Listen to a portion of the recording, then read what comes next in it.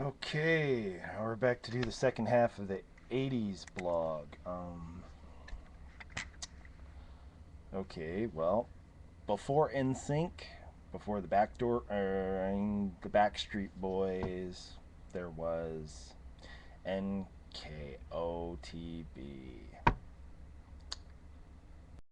Don't know what that is? Then you obviously didn't grow up in the 80s. That obviously is the New Kids on the Block. Why? Why did they ever exist? Please tell me it was just a joke. Something I made up in my mind, because to say they had talent, I would have ripped out someone's throat if they tried to tell me they did. Only time Donnie Wahlberg proved he had talent was once he became an actor. And he's a damn good actor. One of my friends actually had to point out to me that he was in The Sixth Sense with Bruce Willis and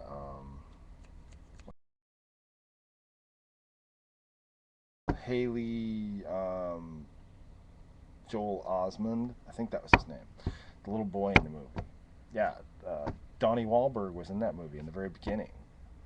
I didn't even know it was him until somebody pointed it out, and then I watched the movie to the end at the credits because I watched it again after they told me, and I still didn't believe it. And then I saw his name in the credits. I was like, wow, that was Donnie Wahlberg. And then he was in some show called Boomtown for a while, and that was kind of cool, but it was short-lived. And then, of course, he was in Saw 2. Fantastic job.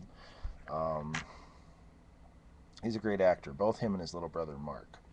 Both proved to not be so great in the music business, but amazing actors.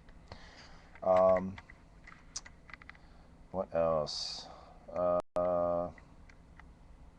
what else? What else? What else?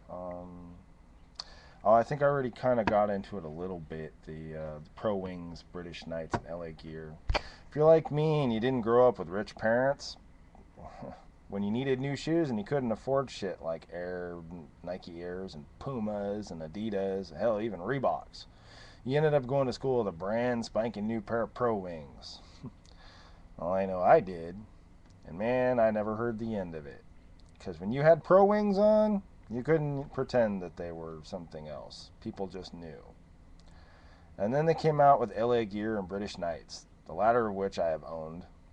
LA Gear was mainly geared towards girls. BKs, as we called them, were like higher end poor people's shoes. They look kind of like the brand names, but you still knew they weren't, and so people still knew you were dirt poor. Um, well, this is getting a little long, I know, and there's tons of things that I thought were awesome about the 80s, but things that I thought sucked and I hated with a passion: Dynasty, Dallas, Falcon's Crest, aka the nighttime drama shows. I didn't really watch TV much at night anyway. I had to go to bed, but if I did get to stay up, that was usually what was on, and it really sucked. Shit, so fucking annoying. It's bad enough that when you got stuck home from school and you were sick, that you had to put up with daytime soaps.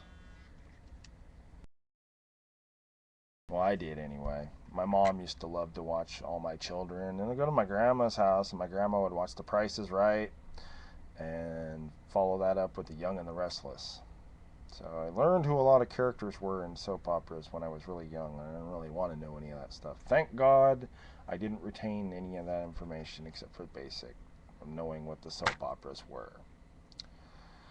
So stupid, though. You can never get over the fact that in a soap world you can die, come back a few months later with amnesia, and then miraculously your memory returns and you explain how your death was a deliberate hoax planned by some anonymous, meaning you never saw his face, just his hands, and sometimes his cat, i.e., Dr. Evil, criminal mastermind, and it usually involved South America or some secret island in the Pacific. Stupid, lame ass fucking shit. Dayglow. What the fuck?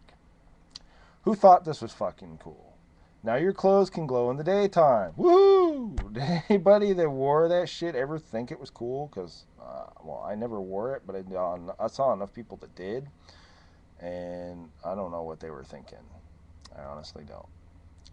I certainly never thought it was, or anyone who wore it, and God help you if you wore the pink Dayglow. Can we just picture how cool George Michael thought he was and Wham with all that shit? You know, no. Just insane shit. Seriously insane.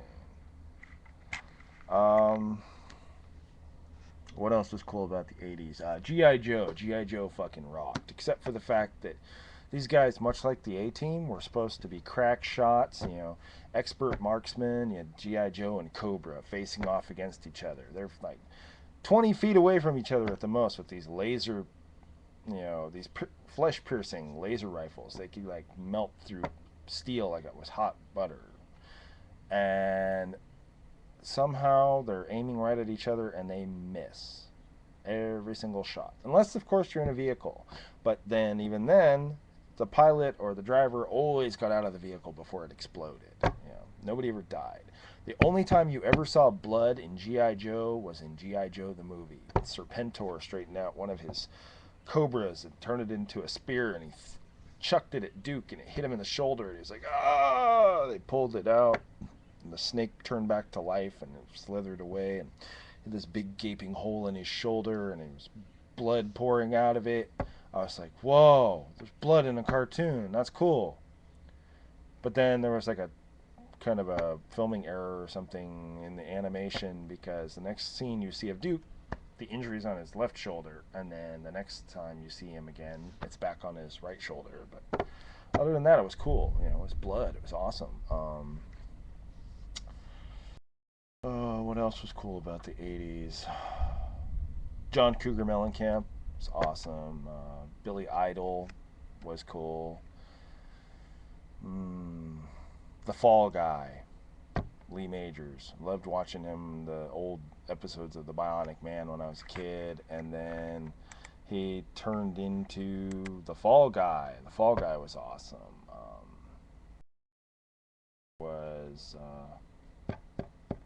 Buck Rogers. Buck Rogers was cool. Battlestar Galactica. I used to like to watch Bonanza when I was a kid, even though it wasn't an 80s show. It was on during the 80s, you know, the syndication of the old shows. So I watched that, and Addams Family, and The Munsters, and My Three Sons, and just a bunch of Gilligan's Island. I thought Gilligan's Island was a riot when I was a kid. The Lone Ranger, the movie of The Lone Ranger was awesome. Movies that came out in the 80s. Highlander, still one of my all-time favorites. Love Highlander. Movies, the series, just amazing fantasy and sci-fi, just mixed. Just so cool. Dune was amazing. Great movie, great story. Excalibur, even though it was so historically wrong, was such a great movie, and it was the starting point for several actors who are like big name now, like Patrick Stewart, you know, Captain Jean-Luc Picard, and Liam Neeson. That was actually his first movie, was Excalibur. Great movie. Max von Sydow was in that movie too, played Merlin. Amazing shit. Smokey and the Bandit. And I mean, the first one I think came out in like 70 something, but then Smokey and the Bandit was awesome. The Cannonball Run series, the Muppet Show ran through the 70s, ran into the 80s. It started to get pretty lame in the 80s because the only person that could ever really get on short notice was John Denver. Yeah, I once asked somebody, it was a trivia question, it said, who was on the Muppet Show more times than anybody else? The answer was John Denver. But, yeah, well, I guess I'm kind of running out of gas on this subject. Point being, the 80s sucked, but there were parts that were cool. I wouldn't do it over again, but, you know, for the most part, I mean, I survived it. I guess that's what's important. And those of you that remember all this stuff, you know, obviously you survived it too, and you have your fond memories or not so fond memories. I wanted to share that. Have a good one.